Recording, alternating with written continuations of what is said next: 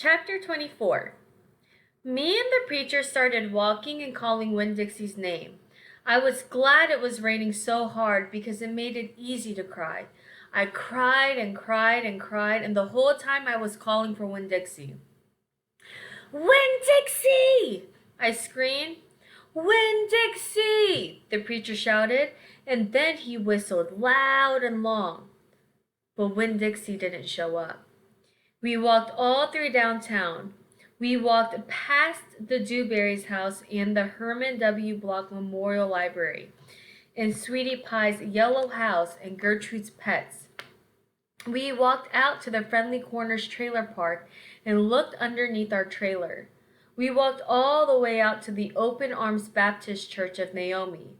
We walked past the railroad tracks and right on down Highway 50. Cars were rushing past us, and their tail lights glowed red like mean eyes staring at us. Daddy, I said. Daddy, what if he got run over? Opal, the preacher said, we can't worry about what might have happened. All we can do is keep looking. We walked and walked, and in my head I started on a list of 10 things that I knew about Winn-Dixie. Things I could write on big old posters and put up around the neighborhood. Things that would help him look for him. Number 1 was that he had a pathological fear of thunderstorms. Number 2 was he liked to smile, using all his teeth. Number 3 was he could run fast. Number 4 was that he snored. Number 5 was that he could catch mice without squishing them to death. Number 6 was he liked to meet people. Number 7 was he liked to eat peanut butter. Number 8 was he couldn't stand to be left alone. Number 9 was he liked to sit on couches and sleep in beds. Number 10 was he didn't mind going to church. I kept on going over and over the list in my head. I memorized it the same way I had memorized the list of 10 things about my mama. I memorized it so if I didn't find him, I would have some part of him to hold on to.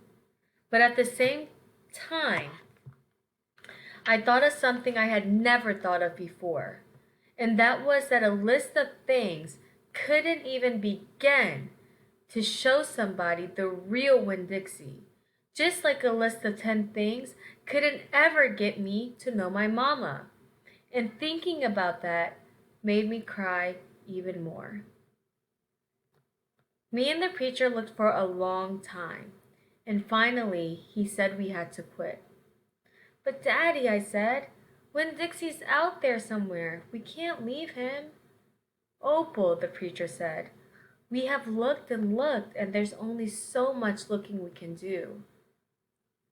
I can't believe you're going to give up, I told him. India Opal, the preacher said, rubbing his nose, don't argue with me. I stood and stared at him. The rain had let up some. It was mostly a drizzle now. It's time to head back, the preacher said. No, I told him. You go ahead and go, but I'm going to keep on looking. Opal, the preacher said in a real soft voice, it's time to give up. You always give up, I shouted. You're always pulling your head inside your stupid old turtle shell. I bet you didn't even go out looking for my mama when she left. I bet you just let her run off too. Baby, the preacher said, I couldn't stop her. I tried. Don't you think I wanted her to stay too?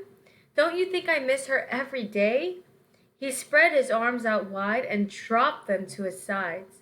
I tried, he said. I tried. Then he did something I couldn't believe. He started to cry. The preacher was crying. His shoulders were moving up and down, and he was making snuffly noises. And don't believe that losing Winn-Dixie doesn't upset me as much as it does you, he said. I love that dog. I love him too.